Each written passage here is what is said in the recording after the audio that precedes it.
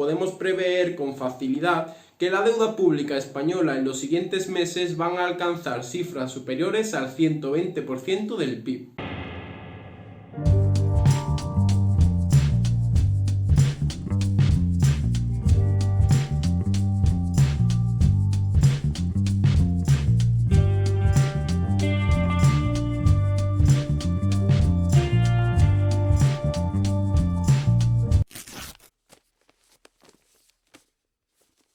El 31 de diciembre de 2019, China advertía en la ciudad de Wuhan de una serie de casos de neumonía de origen desconocido.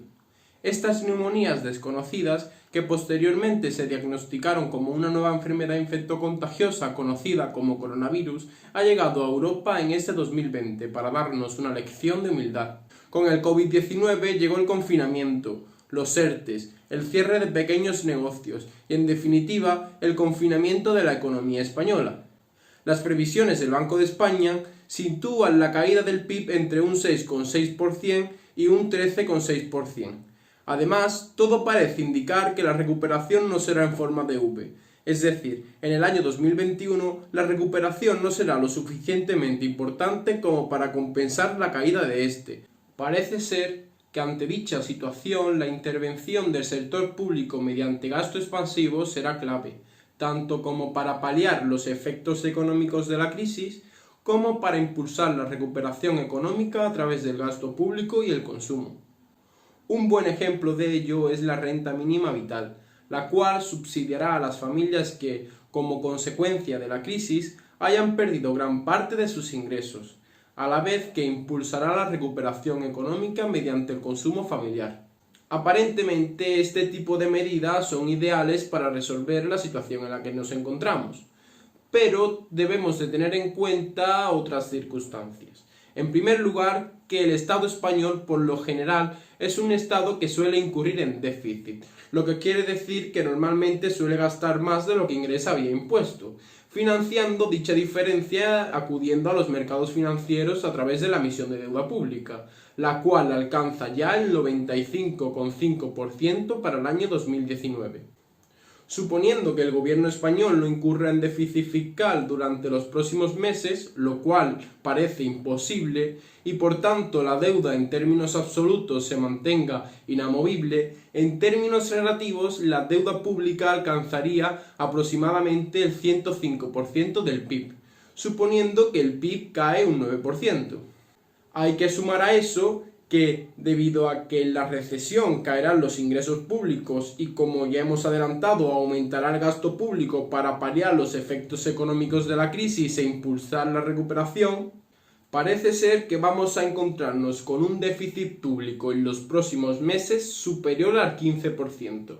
Si seguimos haciendo los sencillos cálculos que hacíamos anteriormente para ver a qué nivel se iba a poner la deuda pública tan solo con la caída del PIB, que como dijimos que era el 104 o 105%, podemos prever con facilidad que la deuda pública española en los siguientes meses van a alcanzar cifras superiores al 120% del PIB. ¿Es esto un problema? La respuesta a esta pregunta debe ser contundente, y mi respuesta es que no. En primer lugar, la evidencia empírica pone de manifiesto que el endeudamiento de un país, tanto en términos absolutos como en términos relativos, no es ningún inconveniente.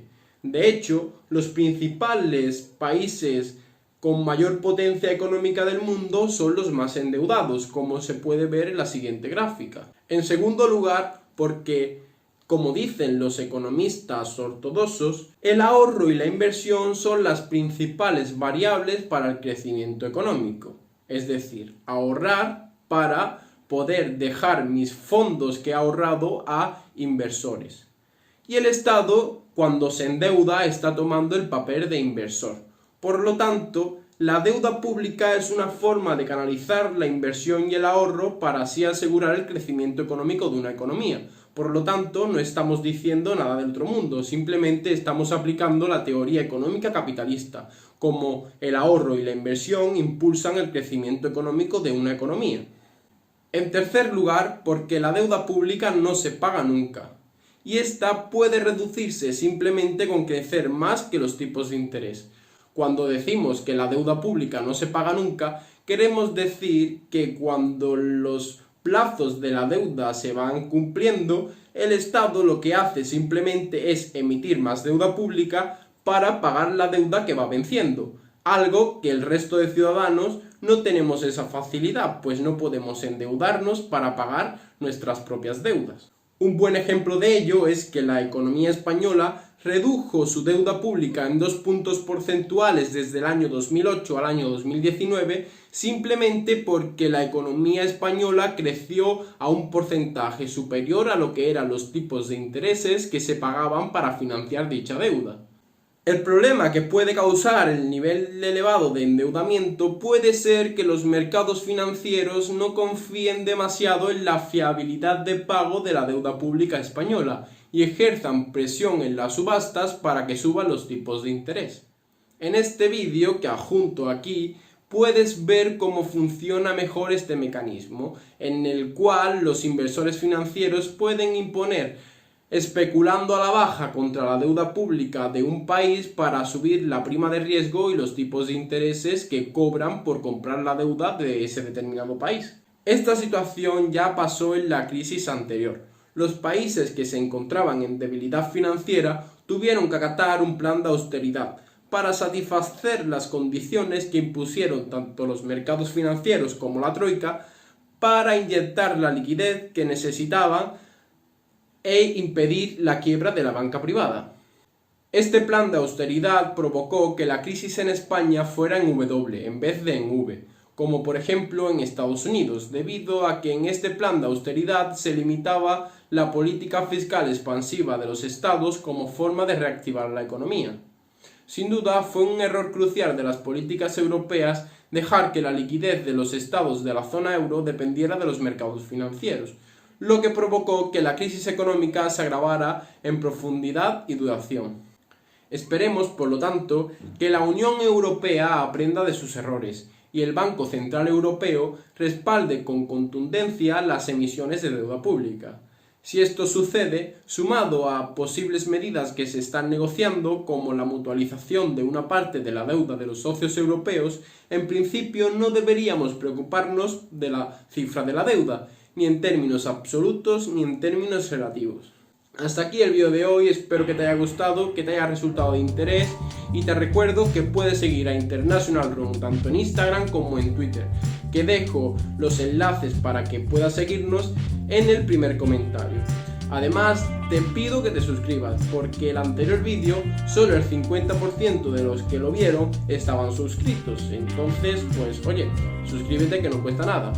Finalmente, me gustaría que dejarais en los comentarios qué vídeos os gustaría que hicieran los próximos días y en las próximas semanas, ya que tengo muchísimas ideas y me gusta que acotéis en qué dirección me debo de mover. Un saludo y nos vemos pronto.